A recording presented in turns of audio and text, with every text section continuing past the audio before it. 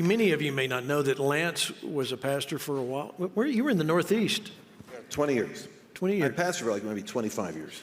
And where, that was Northeast, Philadelphia, right? Philadelphia and New England. Okay, so I want to ask you the same question. Yeah, I know you hear what Hank said. How do we take it from here? Yeah, and here's an important caveat. Charles Finney said that the reason why the nation was going to a civil war is because the pulpits had ceased to probe the conscience of the nation. That's it. And Amen. when the Word of God isn't being preached, and let's be honest about it, even the emphasis, you take a sermon series from a typical pastor or teacher for the last 20 years, it's all, to a great degree, focused on overcoming life and the blessing, almost like a narcissistic focus on unwrapping the package of benefits to believers. While the culture was being discipled by what we call doctrines of demons, they've gotten to the point now where we have Protecting Kids Colorado, something you guys started right here in Colorado, because a mother who wasn't even a Republican activist had an 11-year-old daughter who was being groomed by the school to transition. Right. And as she went into depression and suicidal, the father stepped in and intervened, and the mom and dad got that kid pulled out. Now they're actually doing now an initiative in this state, and this is what has to happen. We have to have responses to what the enemy's doing that are practical at a local level. You and I have only so much influence at the national. Everybody obsesses with where they have the least authority. You've cast your vote. Yeah, I know. I got an idea what you want to see happen, with the presidency and the Supreme Court.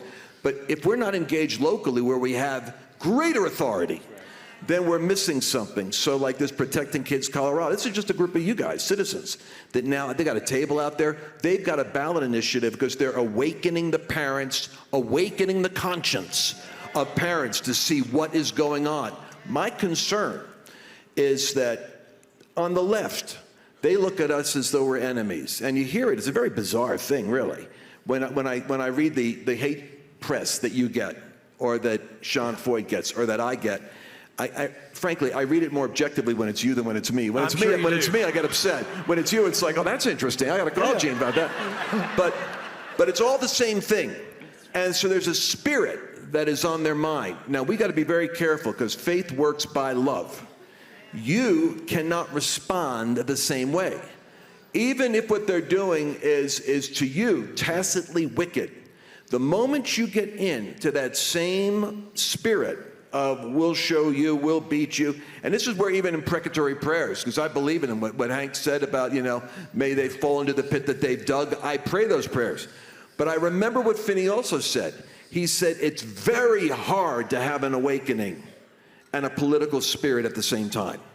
We have to rise above the us-them mentality and be thinking in terms of, my God, our children, my brother-in-laws, my sister-in-laws, they're under that woke deception. They think I'm the nut.